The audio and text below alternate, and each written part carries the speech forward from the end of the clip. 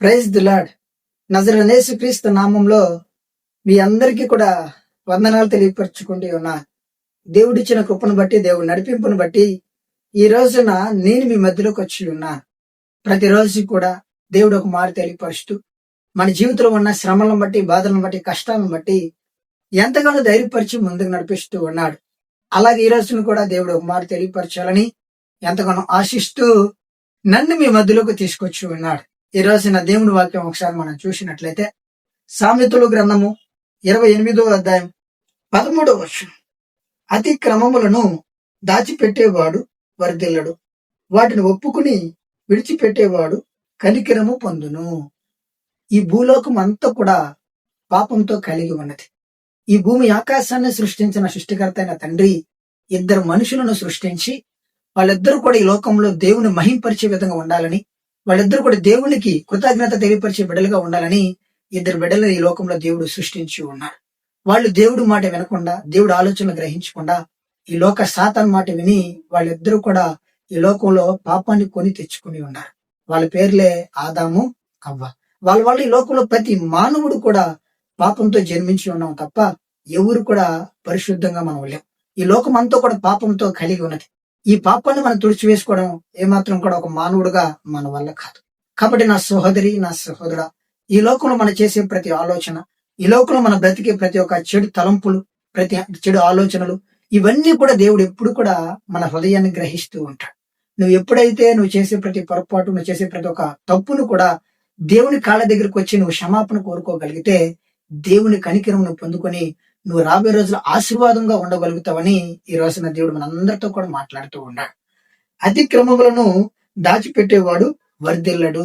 ఈ లోకంలో నువ్వు చేసే ప్రతి పాపాన్ని నువ్వు ఒప్పుకోకపోతే దేవుని దగ్గర నువ్వు వర్ధిల్లలేవని ఈ రోజున దేవుడు మాట్లాడుతూ ఉన్నాడు. నువ్వు చేసే పొరపాటులు నీ తల్లిదండ్రులకు తెలియపోవచ్చు, నీ చుట్టుపక్కల ఉన్న నీ స్నేహితులకు తెలియపోవచ్చు, లేదా ఇంకెవరికైనా నీ బాగా క్లోజ్ ఉన్న ఫ్రెండ్స్ కైనా కూడా తెలియకపోవచ్చు. కానీ నీ మనసులో నువ్వు చేసే ప్రతి పాపం దేవుడు గ్రహిస్తూ ఉంటాడు. ఆ పాపాన్ని కానీ నువ్వు దేవుడి దగ్గరికి వచ్చి క్షమాపణగా కోరుకోగలిగితే నిన్ను క్షమించి దేవుడు రెండో రోజు నిన్ను ఆశీర్వాదంగా నిలబెడతారని ఈ రోజున మనందరితో కూడా మాట్లాడుతూ ఉన్నాడు. నా సహోదరి, నా సహోదరుడా, ఈ లోకంలో మనం మనుషులను మోసం చేసి బ్రతకొచ్చు, కానీ దేవుని మోసం చేసి మనం ఎక్కడికి వెళ్ళి బ్రతకలేం. ఈ భూమి ఆకాశాన్ని సృష్టించిన సృష్టికర్త అన్న తండ్రి మరి ఈ లోకంలో ప్రతి మానవుడిని కూడా తన అరిచేతిలో చెక్కుకొని తీసుకొచ్చే మాట ఎంత నిజమో, ఈ లోకం అంతలో ప్రతి మానవుడు కూడా ఒక రోజున, ఈ లోకంలో ఉన్న ప్రతి మానవుడు కూడా ఒక రోజున మరణించాల్సినదే. మరణించిన తర్వాత నా పరిశుద్ధమైన స్థలంలోకి వచ్చి వీళ్ళు నిలబడాలి కదా, వాళ్ళు నిలబడాలంటే ఈ పాపంతో నా సన్నిధిలో వీళ్ళు నిలబడలేరు అని ఒక పరిశుద్ధమైన బలి, ఒక పరిశుద్ధమైన రక్తం కావాలి, ఈ పాపాన్ని తుడిచివేయాలని తన ప్రియ కుమారుడైన యేసుక్రీస్తుని నీ కొరకు, నా కొరకు, మనం చేసిన ప్రతి పాపాన్ని కొరకు తన ప్రియ కుమారుడైన యేసుక్రీస్తుని లోకానికి తీసుకొచ్చి ఉన్నాడు. ఆయన ఈ లోకానికి వచ్చి ఎటువంటి కలుషిత లేని వ్యక్తి, ఎటువంటి పాపం లేని వ్యక్తి, ఎవరికి అన్యాయం చేయని వ్యక్తి, ఎటువంటి చెడు తలంపులు లేని వ్యక్తి ఈ రోజు నీ పాపం, నా పాపం కొరకు తన ప్రాణాన్ని అర్పించి ఈ రోజున ప్రతి మానవుడికి కూడా మరి చిన్నప్పటి విశ్వాసంతో కలిగి ఉండగలిగితే, ఎక్కడ మనం ఆయన యందు నమ్మి విశ్వసించగలిగితే రేపు మరణించిన తర్వాత మనం డైరెక్ట్ గా వెళ్ళి ఆయన పరలోక రాజ్యంలో మనం నిలబడగలుగుతాం. ఈ రోజు నీ భూమి ఆకాశాన్ని సృష్టించిన సృష్టికర్త అయిన దేవుడు ఆయన ఒక్కడే కాబట్టి ఈ లోకంలో ప్రతి మానవుడికి కూడా దారి చూపించాలని తన ప్రియ కుమారుడిని తీసుకొచ్చి ఉన్నాడు. కాబట్టి నా సహోదరి, నా సహోదరుడా, మనం చేసే ప్రతి పొరపాటు, మనం చేసే ప్రతి పాపం దేవుడు గ్రహిస్తూ ఉంటాడు. కాబట్టి నువ్వు ఎలాంటి జీవితంలో ఉన్నా, నువ్వు ఎలాంటి ప్రవర్తన కలిగి ఉన్నా, ఎలాంటి జీవితంలో నువ్వు పాపం నలిగిపోతూ ఉన్నా కూడా ఈ రోజున, ఈ సెకండ్ దేవుడి దగ్గరకు వచ్చే క్షమాపణ కోరుకుని రేపటి నుంచి నువ్వు నూతన బలాన్ని, రేపటి నుంచి నువ్వు నజరేయుడైన యేసుక్రీస్తు నామములో రక్షించబడి పరిశుద్ధులుగా ఏర్పడాలని ఈ రోజున దేవుడు మన అందరితో కూడా మాట్లాడుతూ ఉన్నాడు. కాబట్టి మనం ఎప్పుడైతే ఈ పాపాలు ఒప్పుకోగలుగుతామో అప్పుడు మనం దేవుని దగ్గర కనికరం పొందుకుని మనం గొప్ప శక్తిని, గొప్ప బలాన్ని, ఈ లోకంలో గొప్పగా మనం ఆశీర్వదించబడతాం, రేపు పరలోక రాజ్యంలో కూడా గొప్పగా నిలబెడతామని ఈ రోజున దేవుడు మన అందరితో కూడా మాట్లాడుతూ ఉన్నాడు.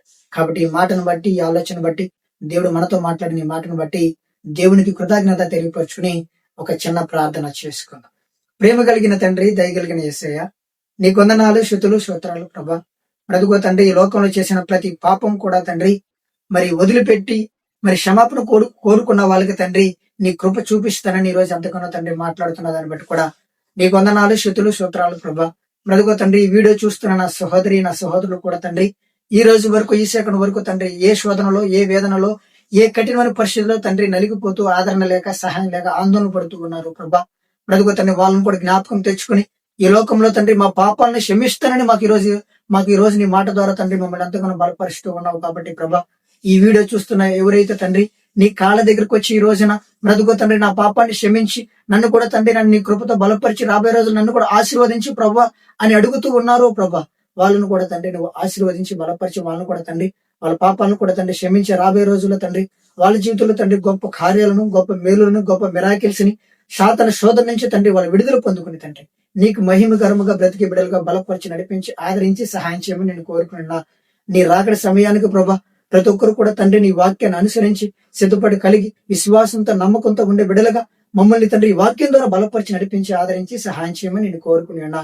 మరి నీ చిత్తం అయితే ప్రభా మళ్ళీ రేపు ఉదయ కాలము నువ్వు నీ కాళ్ళ దగ్గరికి వచ్చేంత వరకు తండ్రి ఈ వాక్యాన్ని బట్టి తండ్రి మేమందరం కూడా విశ్వసించి దీన్ని బట్టి తండ్రి అనుసరించి జీవితాన్ని జీవించే బిడలుగా మా హృదయాలను బలపరిచి నడిపించి ఆదరించి మా పాపాలని, మా ఆలోచన మాకు గ్రహింపగలిగే జ్ఞానాన్ని, బలాన్ని దయచేయమని నేను కోరుకున్నా.